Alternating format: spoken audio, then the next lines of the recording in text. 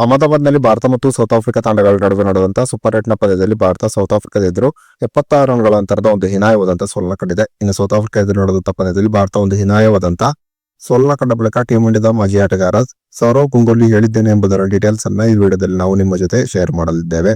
ಈ ಸುದ್ದಿಯ ಡೀಟೇಲ್ಸ್ ಅನ್ನ ಕೊಡುವುದಕ್ಕಿಂತ ಮುಂಚೆ ನೀವು ಟೀಂ ಇಂಡಿಯಾದ ಅಭಿಮಾನಿಗಳಾಗಿದ್ದಲ್ಲಿ ಈ ವಿಡಿಯೋಕ್ಕೊಂದು ಲೈಕ್ ಮಾಡಿ. ಹಾಗೆ ಟೀಂ ಇಂಡಿಯಾ ಈ ಬಾರಿಯ T20 ವರ್ಲ್ಡ್ ಕಪ್ ನ ಸೆಮಿಫೈನಲ್ಗೆ ಬರುತ್ತದೆ ಅಂತ ನಿಮ್ಗೆ ಅನಿಸುತ್ತದೆಯೋ ಅಥವಾ ಇಲ್ಲವೇ ಎಂಬ ನಿಮ್ಮ ಅನಿಸಿಕೆಯನ್ನ ತಪ್ಪದೇ ಕಮೆಂಟ್ ಬಾಕ್ಸ್ ಅಲ್ಲಿ ತಿಳಿಸಿ ಕೂಡ.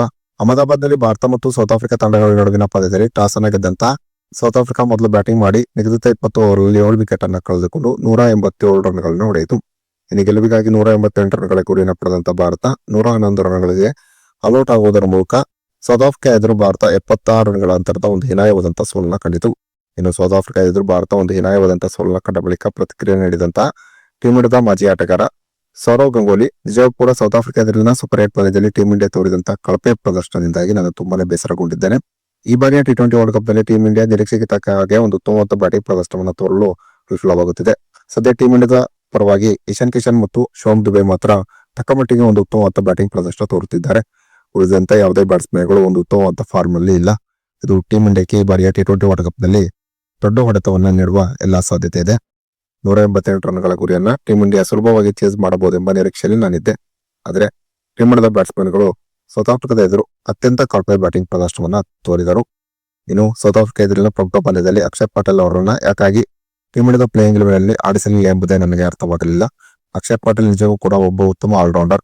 ಇಂತಹ ಆಲ್ರೌಂಡರ್ ನ ಅವಶ್ಯಕತೆ ಸೌತ್ ಆಫ್ರಿಕಾ ಎದುರಿನ ಪಂದ್ಯದಲ್ಲಿ ಟೀಂ ಇಂಡಿಯಾಕ್ಕೆ ಇತ್ತು. ಆದರೆ ಟೀಂ ಇಂಡಿಯಾದ ಮ್ಯಾನೇಜ್ಮೆಂಟ್ ಯಾಕಾಗಿ ಅಕ್ಷಯ್ ಪಟೇಲ್ ಅವರನ್ನ ಹೊರಗೆ ಕೂರಿಸಿ ವಾಷಿಂಗ್ಟನ್ ಸುಂದರನ್ನ ಪ್ಲೇಯಿಂಗ್ ಎಲೆವೆನ್ ನಲ್ಲಿ ಆಡಿಸಿತು ಎಂಬುದೇ ಗೊತ್ತಾಗಲಿಲ್ಲ. ಕಷ್ಟದ ಸನ್ನಿವೇಶಗಳಲ್ಲಿ ಖಂಡಿತವಾಗಿಯೂ ಅಕ್ಷಯ್ ಪಟೇಲ್ ಟೀಂ ಇಂಡಿಯಾದ ನೆರವಿಗೆ ಬರುತ್ತಿದ್ದರು. ಕನಿಷ್ಠ ಪಕ್ಷ ಮುಂದಿನ ಪಂದ್ಯಗಳಲ್ಲಾದರೂ ಅಕ್ಷಯ್ ಪಟೇಲ್ಗೆ ಟೀಂ ಇಂಡಿಯಾದ ಪ್ಲೇಯಿಂಗ್ ಎಲೆವೆನ್ ನಲ್ಲಿ ಸ್ಥಾನ ಸಿಗುವಂತಾಗಲಿ. ಇನ್ನು ಅಭಿಷೇಕ್ ಶರ್ಮಾ ಮತ್ತು ತಿಲಕ್ ವರ್ಮಾ ಕೂಡ ಅತ್ಯಂತ ಕಳಪೆ ಫಾರ್ಮ್ ನಲ್ಲಿದ್ದಾರೆ. ಇವರಿಬ್ಬರನ್ನ ಮುಂದಿನ ಪಂದ್ಯಗಳಲ್ಲಿ ತಂಡದ ಪ್ಲೇಯಿಂಗ್ ಎಲೆವೆನ್ ಇಂದ ಹೊರಗಿರುವುದು ಒಳ್ಳೆಯದು. ತಿಲಕ್ ವರ್ಮಾ ಬದಲಾಗಿ ಶ್ರೇಯಸ್ ಅಯ್ಯರ್ ಏನಾದರೂ ಟೀಂ ಇಂಡಿಯಾದ ಪ್ಲೇಯಿಂಗ್ ಎಲೆವೆನ್ ನಲ್ಲಿ ಇತ್ತಿದ್ದರೆ ಆಗ ಟೀಂ ಇಂಡಿಯಾಕ್ಕೆ ಈ ಬಾರಿಯ T20 ವರ್ಲ್ಡ್ ಕಪ್ ನಲ್ಲಿ ಹೆಚ್ಚಿನ ಅನುಕೂಲವಾಗುತ್ತಿತ್ತು. ಆದರೆ ಶ್ರೇಯಸ್ ಅಯ್ಯರ್ ಟೀಂ ಇಂಡಿಯಾದ ಸ್ಕ್ವಾಡ್ ನಲ್ಲಿ ಸ್ಥಾನವನ್ನ ಪಡೆದಿಲ್ಲ. ಇನ್ನು ಅಭಿಷೇಕ್ ಶರ್ಮಾ ಬದಲಾಗಿ ಸಂಜು ಸ್ಯಾಮ್ಸನ್ ಅವರನ್ನ ಓಪನಿಂಗ್ ಆಗಿ ಕಣಕ್ಕಿಳಿಸಿದರೆ ಉತ್ತಮ ಎಂಬುದು ನನ್ನ ಅಭಿಪ್ರಾಯವಾಗಿದೆ. ಇನ್ನು ಹಾಗೆಯೇ ಬೌಲಿಂಗ್ ನಲ್ಲಿ ಕುಲ್ದೀಪ್ ಯಾದವ್ ಅವರನ್ನ ತಂಡದ ಪ್ಲೇಯಿಂಗ್ ಎಲೆವೆನ್ ನಲ್ಲಿ ಕರೆತರಬೇಕು. ಹೀಗಾಗಿದ್ದಲ್ಲಿ ಟೀಂ ಇಂಡಿಯಾ ಮುಂದಿನ ಪಂದ್ಯಗಳಲ್ಲಿ ಒಂದು ಉತ್ತಮವಾದ ಪ್ರದರ್ಶನ ತೋರಲು ಸಾಧ್ಯ. ಸದ್ಯ ಟೀಂ ಇಂಡಿಯಾದ ನೆಟ್ ರನ್ ರೇಟ್ ಪಾತಾಳಕ್ಕೆ ಕುಸಿದಿದೆ. ಇಲ್ಲಿಂದ ಟೀಂ ಇಂಡಿಯಾ ಬೌನ್ಸ್ ಬ್ಯಾಕ್ ಮಾಡಿ ಸೆಮಿಫೈನಲ್ಗೆ ಬರಬೇಕಾದರೆ ಒಂದು ದೊಡ್ಡ ಚಮತ್ಕಾರವೇ ನಡೆಯಬೇಕಾಗಿದೆ.